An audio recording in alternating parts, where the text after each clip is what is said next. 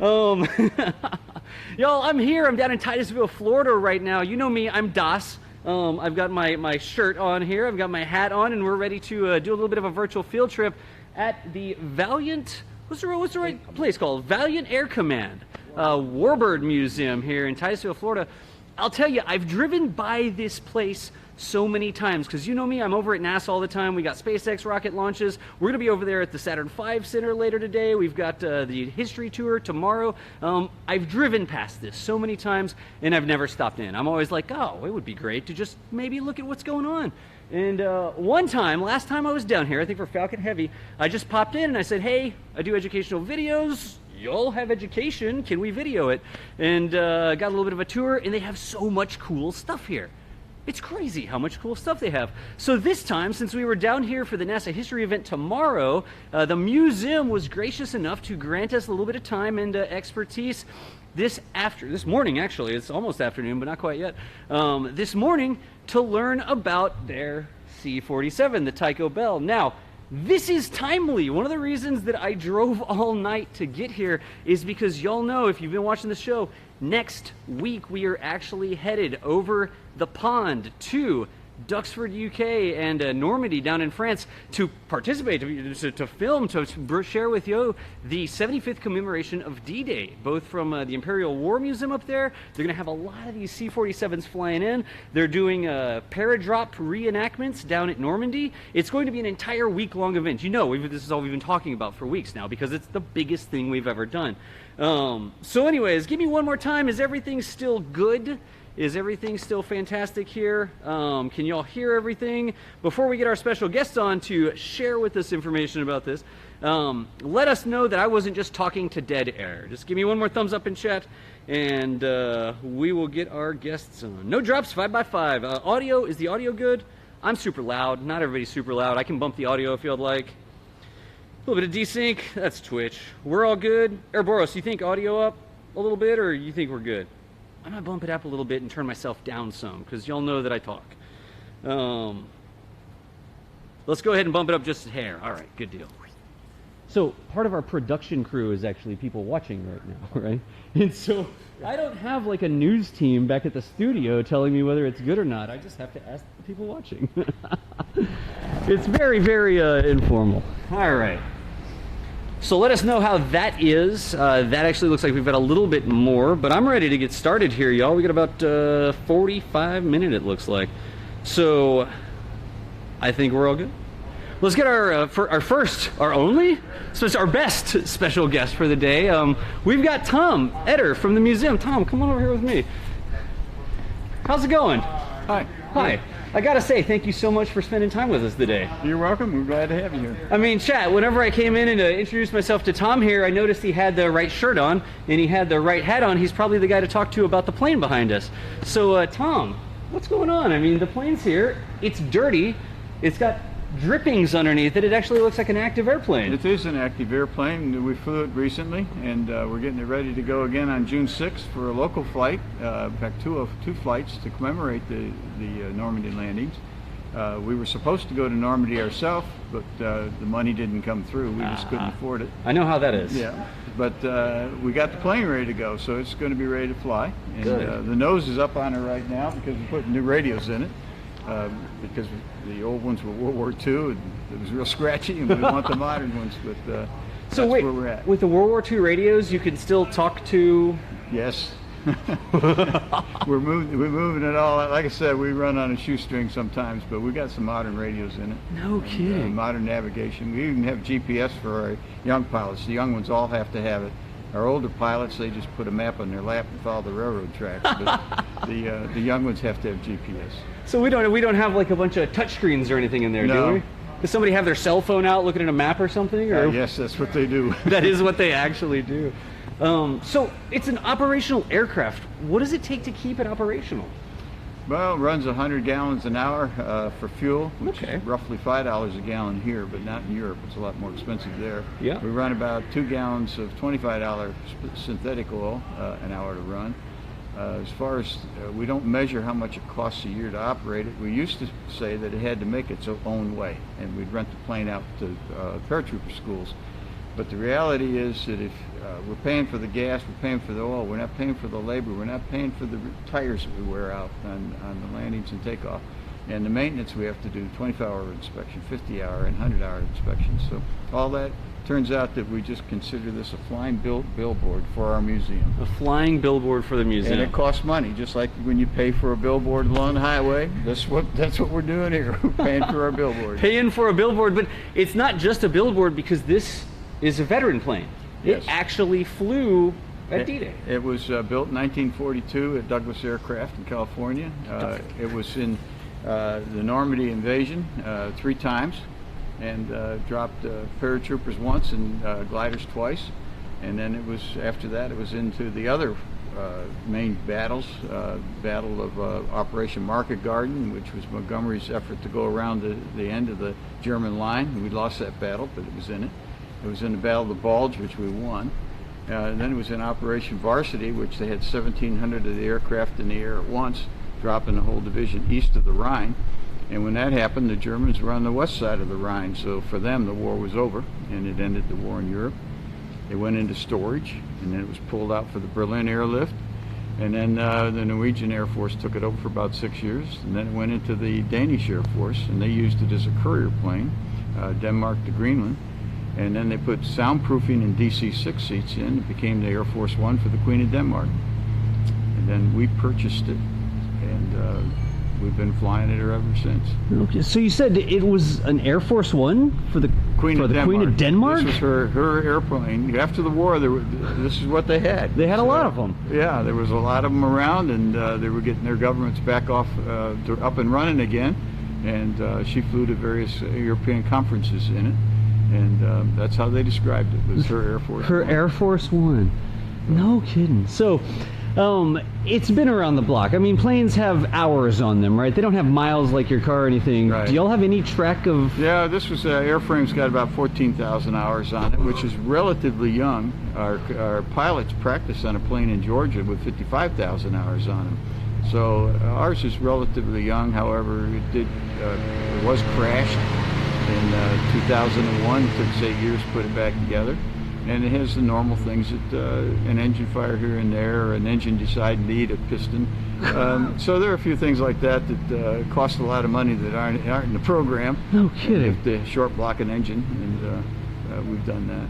So are these, all right, I mean, I got the engine behind. I'm actually going to zoom in on the engines a little bit there.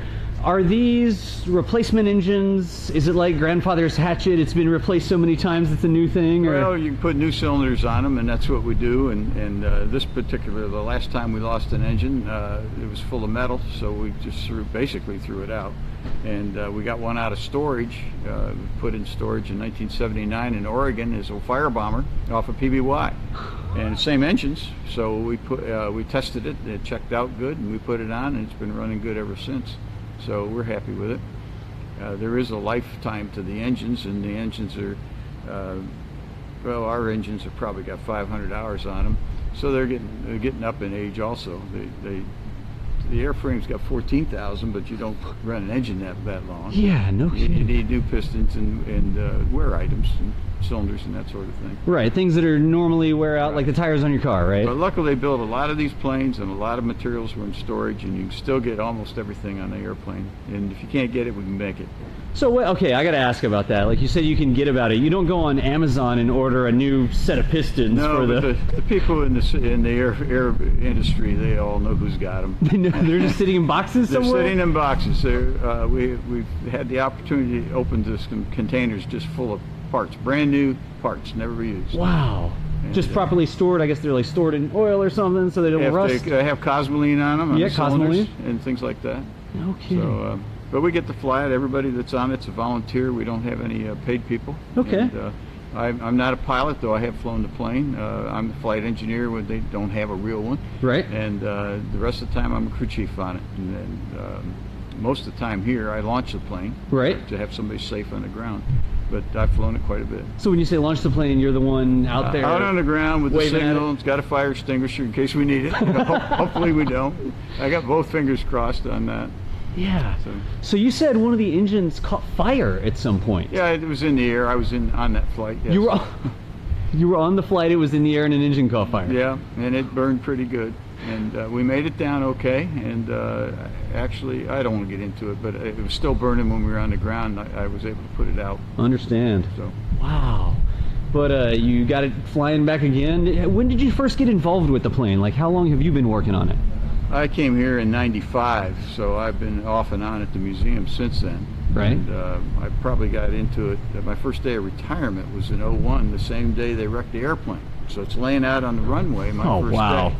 So I got to learn how to take it all apart and how to cut metal and drill holes and buck metal, buck the rivets.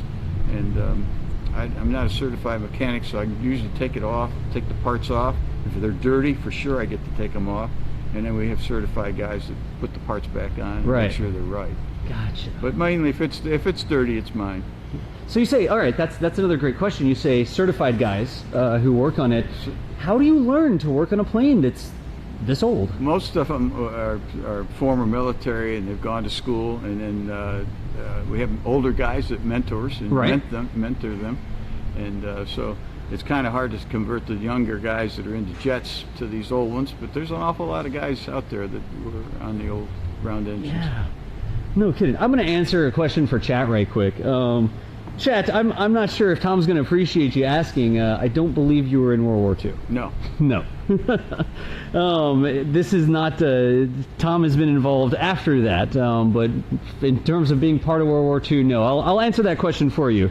But you've been around the plane for a while, right? It's been a long time. A while, but not World War II a long time. No, I was a Navy brat growing there you up. Go. I was born during the war, though. Gotcha. No kidding. And chat, again, this is a normal thing. I do have the chat here on the phone. I'm looking for questions and stuff like that as we go. I'm certainly not going to interrupt him, but if y'all have questions, you can put them in the chat, and I am here behind the camera reading them right now. So should we move around some? Is there other cool stuff to look at? I would think so. Well, I'd say closer look at the engines, the landing gear. They're very unique. The landing gear is such that if you don't mind losing your props, you can land the plane with the gear up. Right. Because the wheels stick down below the nacelles. Oh. And you actually can roll this plane around on the ground. So let's do that. Let's actually walk around a little bit and look at some of the different parts of the plane.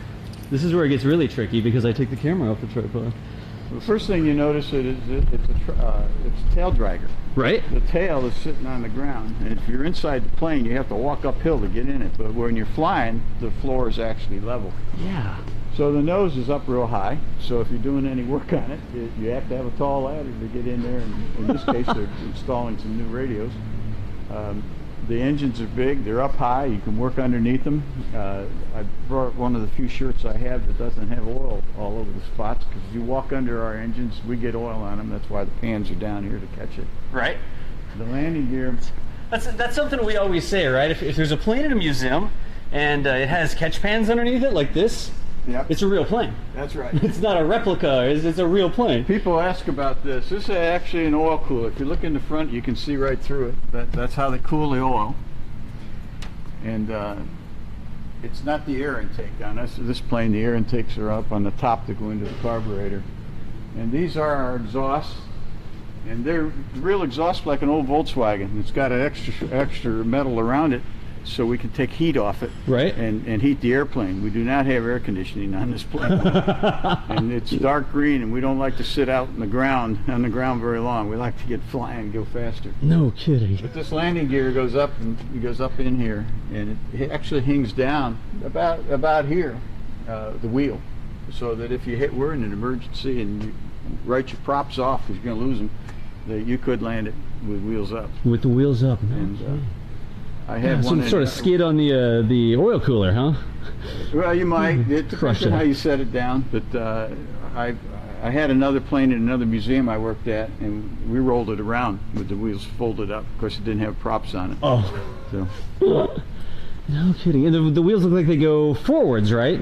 When they fold up. Yeah. When they go up, this curls up this way. Yeah, I gotcha. It pulls it up in there. Okay. It's got a strut or a brace behind it there to sort of keep it from folding back.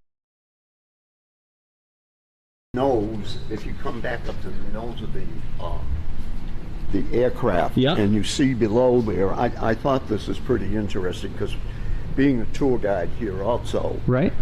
the young lady up there, I had a young couple come in with, he was 10 years old and his sister. And the young man looks at me and he says, "Why is that girl up there?" And I thought quickly, what the heck am I going to tell him? And he says, she doesn't have no long pants on. Right? And I thought quickly, the mother and father are looking at me, and I said, well, that was the pilot's girlfriend. And at wartime, what he was doing was going to war to protect her. And the young fellow turns around to the mother and father and me and says, well, she should have had long pants on. That's just a little interjection as far as what we run into. But Yeah. going back to Tom. Oh no, that's right. Hey, jump in with little stories anytime you The want. young lady on Tico Belle. Right? There's some campaign ribbons. And those Okay. are the kind of ribbons that the crew would wear on their uniforms, showing their battle ribbons, their campaigns.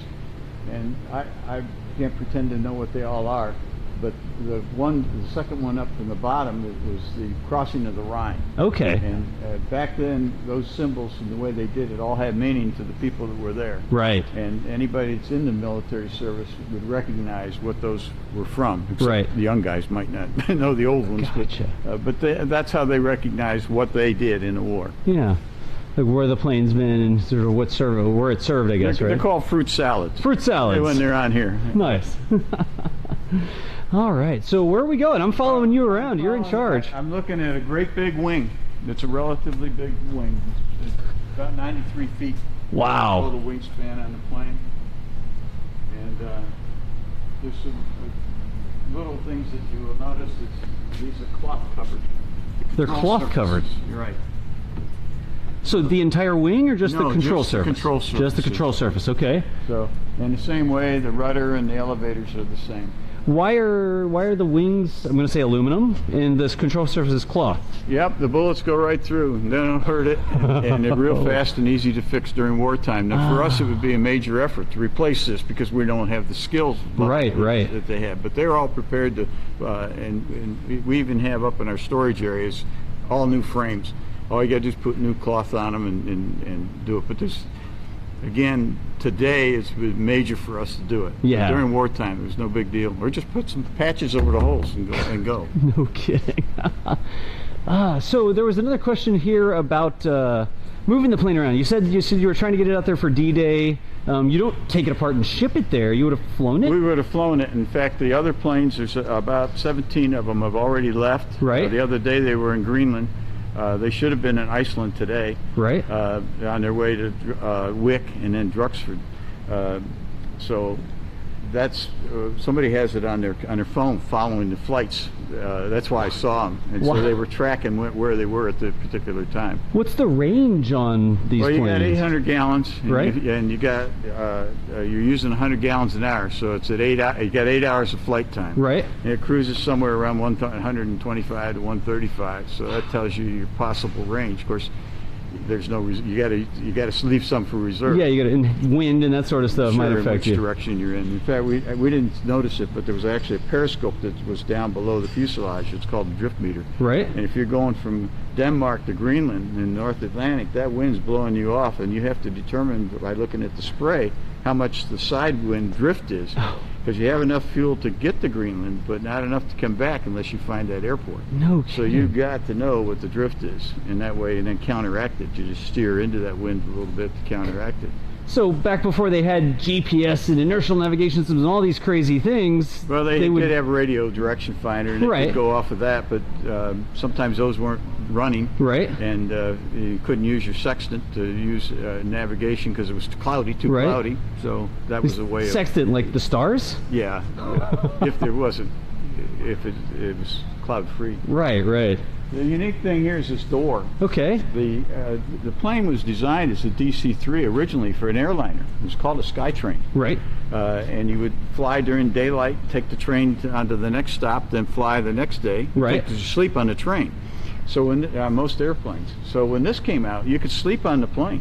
Okay. They didn't have to shut down. So it was called a Skytrain because you could just keep All going. you had to do was stop for fuel. Yeah. But you could keep going. But during the war, they needed to move cargo, so this cargo door was added onto it, so it opened up, and under the floor is real thick I-beams, so that you could put a Jeep and a trailer or a Jeep and an anti-tank gun in the aircraft. They backed the Jeep in. You can put a Jeep in this? Yeah, World War II Jeeps were smaller and narrower than the current CJs of today. Right? So you back them in, and it was no big deal. So is this door here, right? It looks like it's double wide. This is a larger cargo door. Did most of them have this, or is this a special thing? C-47s did. The DC-3s did not. Right. This would normally, this plane would look like this, with the doors shut. Wow. We have it open, and it really looks bad because we just stripped out all of the soundproofing that was in there for the Queen of Denmark. We're putting the plane back to the way it was in World War II. That's the sort of adhesive we see on the door there, so right? You got the glue. We haven't got the glue off it yet. We didn't know you were coming. So we stripped all the inside soundproofing out, and we're making the inside look like it really was during the war. Okay. This other thing is unique, that on this other door, there's an inner door to that. And when this door is shut, you can pull the inner door in to the airplane and set it aside. And that allows the paratroopers to jump out of that door. Oh. And if you wanted to spend time, we'd pull this away and we could do the doors for you. But the point of it was that there's nothing for their parachute harnesses to get caught on. Right. And there's a jump line that they'd be attached to, and out the door.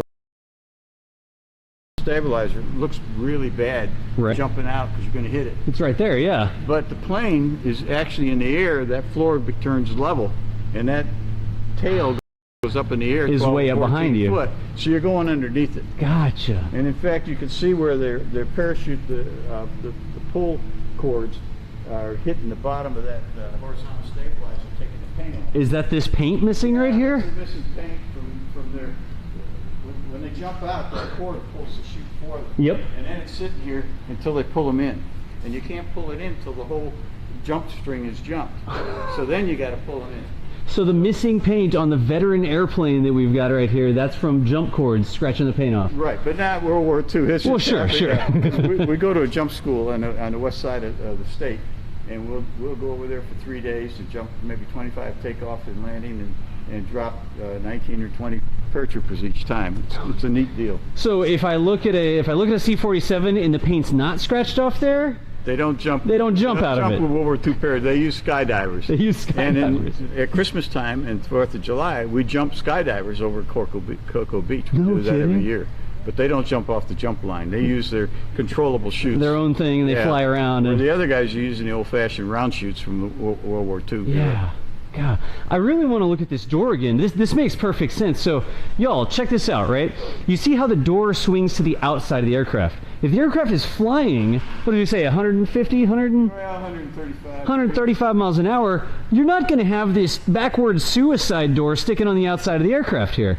So what Tom was saying is that this one door is actually two doors, right? Right. And you could correct me if I got it wrong, but there's one door that swings out like this. You want it? I'd move the doors. I mean, if you don't mind doing it, I'm not going to say no. Let me get up and let me do that, and then I'll let you do this door here. All right. Oh, so check this out, y'all. Look at how the doors work, so that you can load cargo into it, and you can pull the door out like this.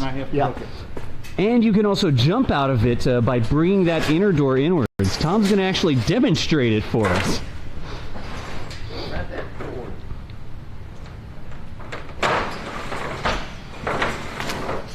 Got to get the cables and stuff. Move this door first. Right.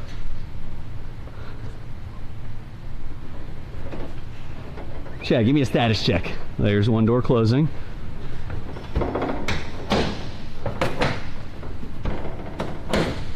And so you got the smaller door here swinging in from the outside of the plane. If you're flying through the air, you can't open that thing. The air would be pushing against it, right?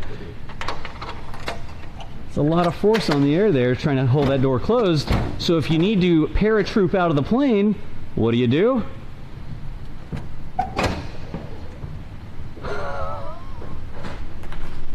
So you'd open this door for the paratroopers to jump out. Right? I'm gonna step right here if that's okay. So, and they would open that and like move it out of the way, bring it inside. Move it out of the way. I'm just not moving it out. Yeah, don't do that. Don't do that.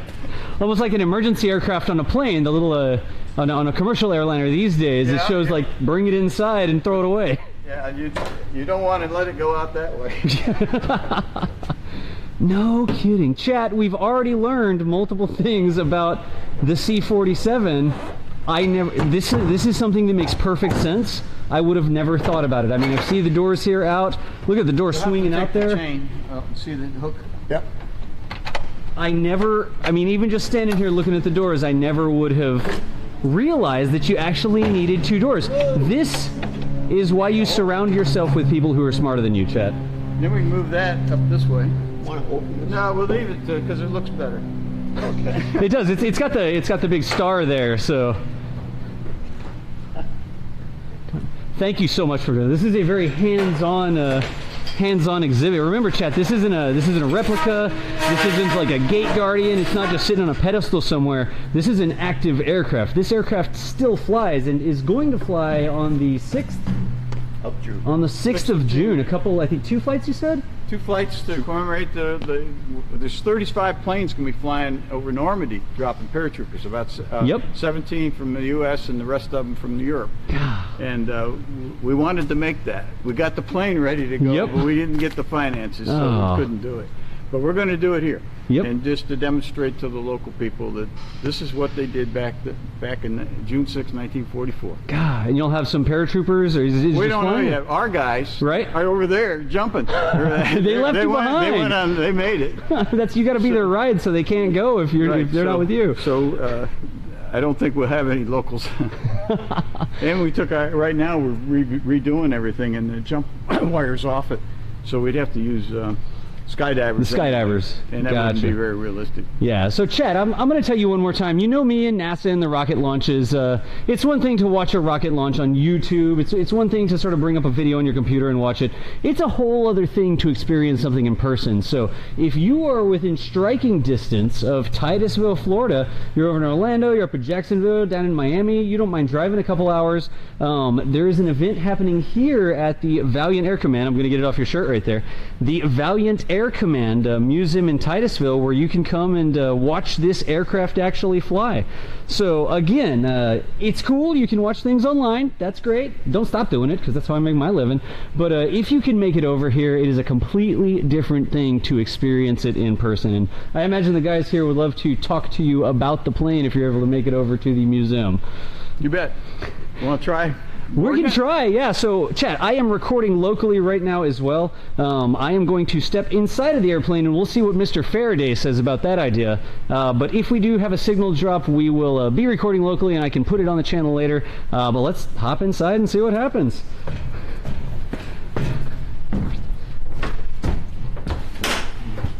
All right. If you look to your right, these are the steps that would normally be out there. Okay.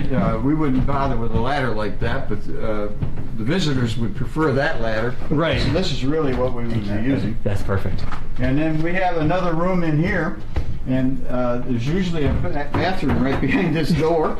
We have a wash basin right there. Right. And there was some equipment over there. And then there's another door further back that gives us access to all the cabling and that control the rear control surfaces. Gotcha. And your light, since you have a light, you probably can see what's back in there.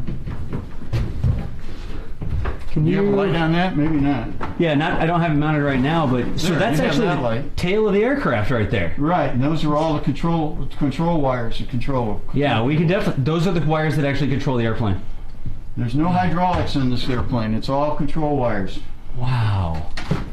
And if you need to work on it, you just open up the little hatch there, and there you go. Hopefully you don't need to work on those wires very often. No, but we did have a part during a 100-hour check. We checked the tension, and we had the retention sign. Gotcha. I do have to ask, is this like the slang term for the the restroom, the lavatory there? Well, I think the Wi-Fi is English when they were in Britain. Yeah? I suspect that. And in other places, there's Norwegian and Danish writings. In fact, maybe it's on here. I mean, maybe that's French. I don't even know. Yeah, I'm not sure there's either. There's some further that I don't think that's the Danish. But there's some Danish and Norwegian up around the cockpit. I'm sure Chad will tell us. We have people from all over the world watching right now. So, Chad, can anybody read this? If it's French, I'm going to France in about a week, and I don't speak a lick of French. I can say omelet with cheese because Dexter's lab taught me that. That's Danish, apparently. It's reserved for cabin personnel, but I don't know what, what they're trying to tell us on that. Yeah, Chat's saying that's Danish Scandinavian, the second reserve cabin personnel. I mean, it's pretty close to the English, honestly. You can see this is the outer skin. That's the straight up skin. That's the way it really was during the war, and there's nothing but this real thin aluminum between you and any shrapnel and bullets that the enemy was firing. And this is all stripped out, right? You said no, this is the way it looked. This is the way it looked during the war, and then they put more stuff in it for the Queen, and then you removed all that, right? We just removed it. God. When you were here last, it was still in. It was still in. Y'all were working on it. It just come out. We're still scraping glue off everything. This floor, you can see, is up at an angle, but when we're flying, this floor is level. It levels out. And that floor actually is a slight tilt the other way. Right. And we really don't put people back there because that puts the weight and balance out of whack. Backwards. Yeah, you want to get it as close over the wing as you can. So if you have a bunch of, how many people would fit in one? Well, they would, during the war, they had a crew of 3 to 5, and they dropped 19. Okay. And if they didn't have a full crew, they could drop more. Right. The problem, it's weight. Wait. So what kind of guns have they got? How much ammo did they bring? Right. How many guys are going? Just depends on the loadout. And then the rest of the time when they're not dropping paratroopers in combat, they're doing cargo shuffling. Gotcha. Or carrying stretchers back. So again, there was loading on it. So the way we operate is about 6,000 pounds is what we can carry. Understood. Because we put 800 gallons of fuel in her. But that weighs a lot too. Yes, it does. So that would cut in it if you try to carry more. God. So again, it's like you're on your commercial flights nowadays, right? And they say no congregating around the lavatories. You wouldn't want a bunch of paratroopers congregating around the lavatory back here because it would throw off the weight and balance of the plane. It would make it try to keep nosing up, I guess, if we move the center of gravity back. Yep. So you want everybody to sort of stay in their spots in the plane so that the weight and balance isn't shifting all over. And during the war, they either had the fold-up canvas seats on the side, which is what we're going to go back to, right. Or they had the aluminum ones that had buckets for your bottom. The nicer, the upgrades? Well, I don't know if it's an upgrade in Northern Europe. It'd be pretty cold. All right, should we go a little bit further forward? It's a little toasty in here too, so we don't have to spend too much time in here. They might have these are the switches for the lights to tell them when to go, and the lights were here. They took them out. Yeah, there you go. Paratrooper lights, the red and green lights when it's time to go. So instead of yelling at each other, or they would just turn on a light. These are still here, but we actually had them up here also. Ah, so you switch it down there, and then there's an overhead light so people up further forward can see it. And the pilot would be telling them when to go. Gotcha. So you would be red, red, red, and everybody's standing here ready to go out the door, and then all of a sudden it's go green. It'd go green? Out they go. Get out of Dodge. Yep. Wow.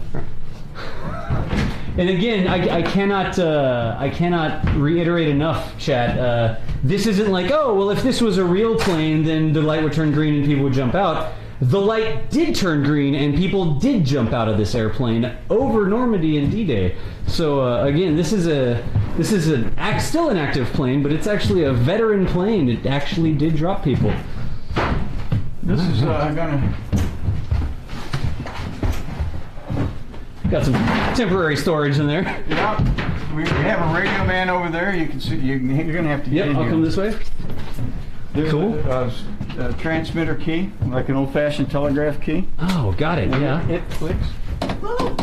It still clicks. Nice.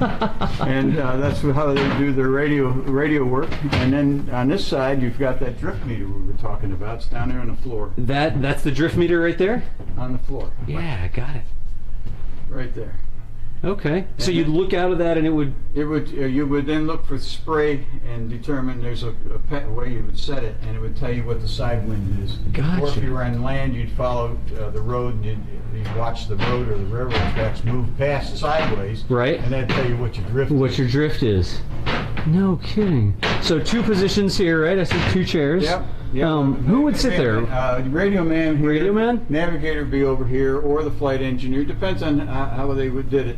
Ours is set up with a chair that swings over into the alleyway here. Okay. And our flight engineer actually sits there. Gotcha. This plane takes 3 people to fly it. This is the way it's hooked up. Most of the C-47s today have been modified to have a two-man crew. Okay. It's cheaper. It's cheaper to have a two-man crew. Nice. But ours never got modified, so there'd be the flight engineer would be there, crew chief would be here, and or a flight mechanic, and over here would be a radio man. Yeah.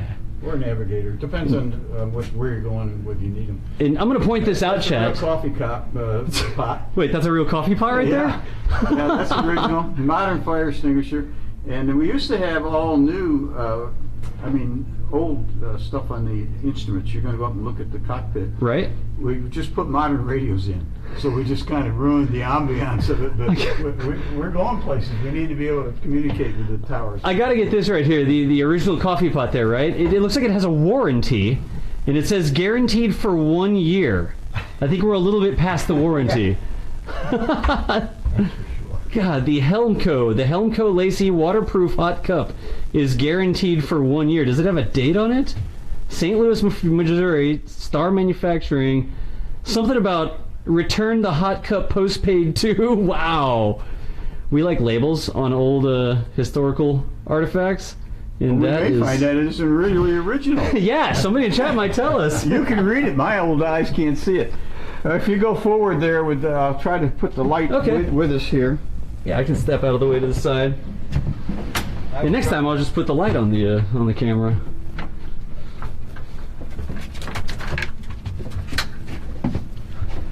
Yeah, that's good right there.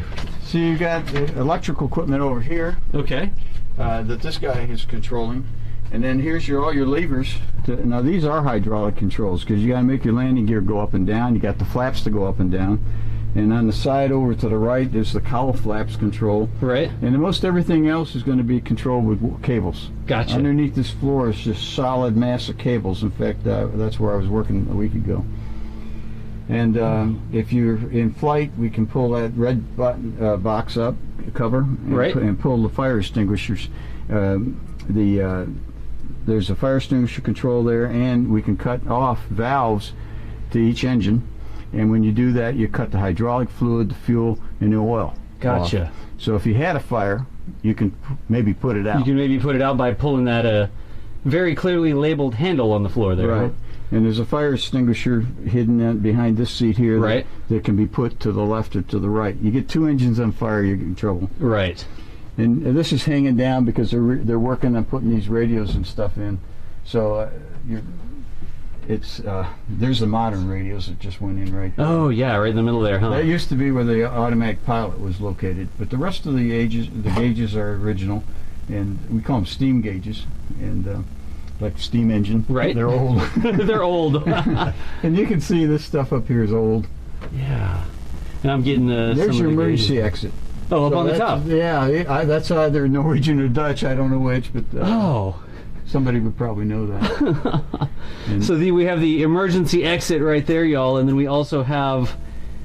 Yeah, I don't know how to pronounce that. No, Noted I have gang. No idea. Yeah, I'm gonna butcher it or say a bad word in another language. We got the same thing here, the same emergency exit there with the same there. Okay. There is another exit out here, but if you open that door, the prop's turning right there. Wow. So you don't do that if the prop's turning. I saw that on the side of the aircraft there was a red line. Yeah, that tells you where the arc of the prop is. It's right outside that door. Right outside Open the door. Whack, the door's gone. Does anybody sit here while the plane's flying? I don't think I want this seat. Well, no, this actually swings over. Okay. They've got it. Looks like the buckle You have got to stuck. hold that. Yeah. The buckle. I got it. Good. So it does. So It swings goes right over over. like that, and then the flight engineer operates from here. Sits right there. I don't envy you. There's This light a is full hot. door. Yeah, it is hot in here. But there's the door down there, right? Yeah. All right. You just see it. You got Good a deal. fire axe to get out. Yep, fire axe, excellent. All right.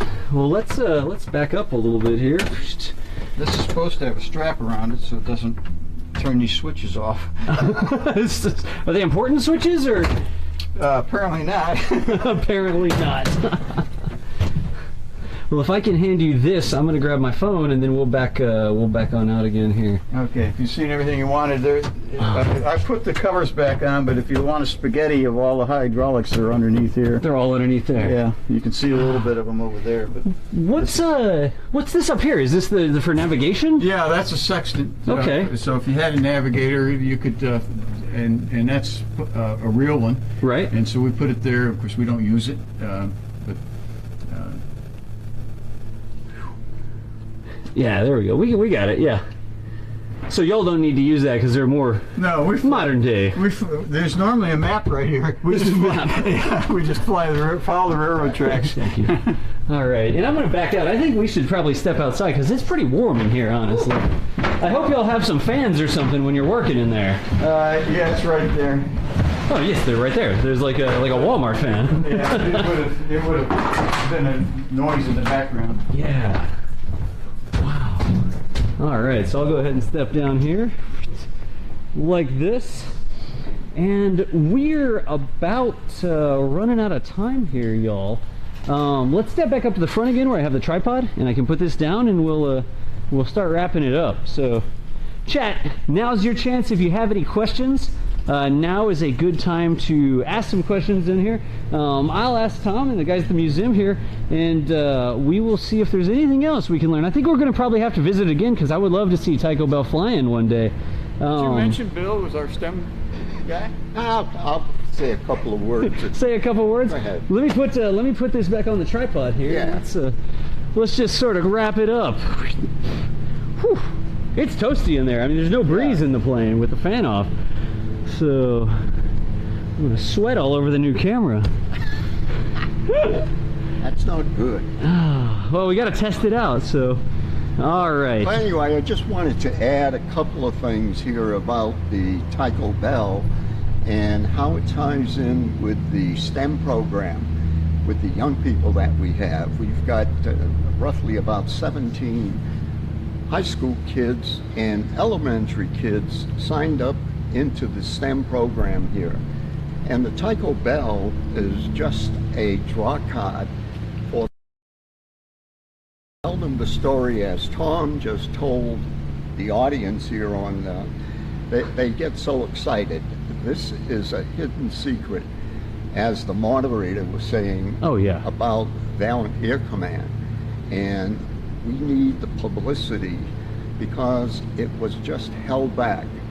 And the story that we're telling and what you people have come to do this video is just amazing. But the STEM program is such an important area for our students because there's a lack of airplane pilots, airline pilots, right? Military and civilian. And we are producing this program for free for the kids. So saying that, thank you from STEM. There it comes. We're good. Game on. Thank you for coming on behalf of the STEM and the Valiant Air Command, and thank you, Tom, and everybody else. Absolutely. Hey, thank you so much for having us here. Again, y'all, this is Bill. Bill runs STEM programs, amongst other things, here at the museum.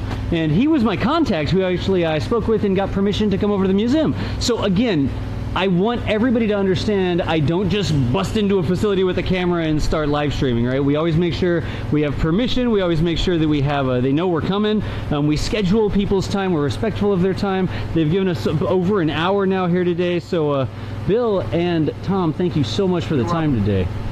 Thank you. Yeah, I'm going to come put the camera in y'all's face because we got the lawnmower outside.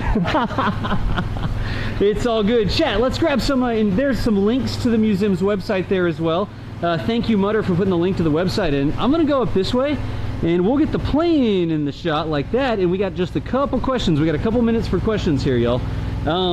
Let's see here. Do we know the original tail number or registration number of the aircraft? Yes. Yes, we do. So they're going to actually, I think it's actually still on the aircraft, y'all. And 3297, or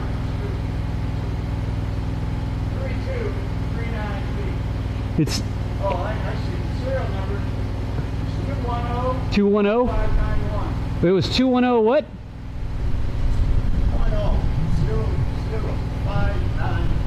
00591. 210-00591 is the serial number on the aircraft there. That's a good question, not one I would have thought of. Are there plans to retire her when maintenance or safety becomes an issue? I think I can handle that one. I bet you they're going to keep her flying as long as they can afford to keep her flying. There's no known heat light on the Right? Right there. Right there is good. As long as there's no corrosion, there's no known fatigue life on the wings. Gotcha. So every 100 hours, we have to check the bolts on them and torque them, and then also put preservative on the wings. The wings are attached like that. There's no real spar. They just butt up against each other. That's right. how the wings are attached.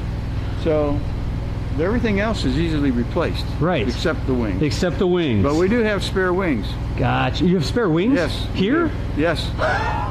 There's spare wings for the We aircraft. got a spare airplane at one time, so we saved most of those things. God, and I'm going to keep on scrolling through here. Loonprod, I can handle this one. Why is there a Blue Angels aircraft here? There's a lot of aircrafts here. We're in one of 3 hangars right now, so this isn't just, oh, there's this one plane and then this one other plane. We have the F-18 from the Pensacola. We have a TA-4 from Pensacola, a Blue Angel plane. Yep.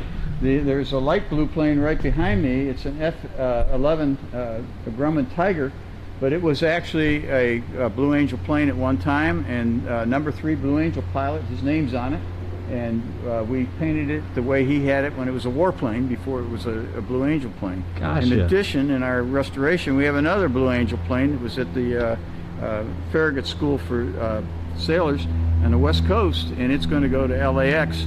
And we're restoring it to sit upside down in the terminal, the new LAX terminal. Excellent. So the Navy has been really helpful. We have 13 of their aircraft here. Wow. 3 hangars, right? We have 3 hangars. 3 hangars. God. So this is just our one hangar here. Yeah. And we have about 45 aircraft. 45 aircraft. Chad, if you like aircraft, you can come to the museum and spend a day here. I mean, it's not like there's just 1 or 2 9 of planes. them fly. 9 of them fly. 9 of the 40. Of the 45. 9 of the 45 fly right now. And some of them, others like the F-14 was flown in, but it's not flyable anymore. Right. The A-6 Intruder was flown in, but it's been set so it can't fly. The T-34, they flew it in and then drilled holes in it so we couldn't fly it. Because they're on loan from the Navy. But we have private airplanes here, like the B-25 and the Stearman, and then we have our planes that we fly. Right. Gotcha. Let's see here. I'm going to read some comments as well. I'm actually glad there are students who are excited to learn about such treasures. It's true. It's absolutely true. I mean, it's the sort of thing where a kid who's in school or whatever might not know that this plane is here, and then they get to come to the museum and they get to see a plane that's got this sort of history with it, and you can really spark an imagination, you can spark a fire. I mean, just like we are doing on the show all the time, introducing people to things that they might not know exist. That's a great comment right there, so thank you for what you're doing. Well, thank you. The B-25 that we have on display, the kids just love to get into it. Right. And that's another learning experience. Just having this particular museum has the offering that most museums do not. You can actually touch You can the get planes. close to them. And the other thing, there are a couple of aircraft here that the young people can get in and sit at the controls. Now, that is one of the most important things for a young person, is to get in the seat. As you recall, getting in the driver's seat of your mother's or father's car, getting a feel for an aircraft, that's the key. It really is. And this particular facility has just the talent that's in here is just incredible. I can't say enough about what these people do here, and especially for the kids. We have some major plans for them coming up in the fall and next year. So all I keep saying is thank you. Oh. Ask questions, because as I said previously, no matter how we older are, and I tell the young kids in class over here, ask questions, because that's how we learn. Absolutely. Thank you again. Don't be scared to ask questions. There's nothing wrong with not knowing everything. In fact, I'm proud that I don't know everything, because it means that I've got a lot that I can still learn in my life. I'm not done yet. Exactly. Exactly. All right, chat, I am right up on the end of the time. Remember, I do have to go back over to Kennedy Space Center Visitors Complex next. So put the links for Valiant Air Command in chat one more time for us. Mutter, whichever the mods can put those in. Again, we're here in Titusville, Florida. You can come to the museum. You can see stuff open just about every day, right? Yes. Schedule on the website for when they're open and stuff like that. So if you're in striking distance, if you're coming over for a launch, you know what I say, like, oh, well, what are you going to do if it scrubs? come over to the museum. You got a free day because, I don't know, SpaceX slid to the right. Big day. Exactly. Don't sit in your hotel and wonder what you're going to do. Come over to the Valiant Air Command and check out their artifacts there, their planes. Put your wife in the shopping center and leave your wife in the shopping center and come over and visit with us. Nice. There's a list of the planes they have. Chat. Again, there are lots of good questions here. I think what we're going to have to do is we're going to have to come back one day. Hopefully one day soon. Y'all know I come down to the Cape quite a lot, and I would love to come back sometime so we have even more time at the museum. But for now, I really do have to be shutting it down. I got to pack up the stuff, and we got to get over to NASA to go and check out their Saturn V rocket at the Saturn V Center. So the stream is not going to stay live. The stream is going to shut down for now, but when we come back, we will be underneath the Saturn V over with KSCVC. So again, y'all, I'm not going to do a long outro. Tom, thank you so much for the time. Bill, appreciate you. Thanks for answering the phone when I called you. Thank you, anytime. Absolutely. But for now, y'all, we're going to go ahead and shut it down and move on over to our next place at the Space Center, and we will see you nerds later. Again, it's the Valiant Air Command Warbird Museum here in Titusville, Florida. You can find it online. There's the links to it as well, and I will catch y'all 1 call it about an hour and a half. We will be back online from the Space Center, chat. Thank you so much for the support. Thanks for hanging out with us. Later, nerds. This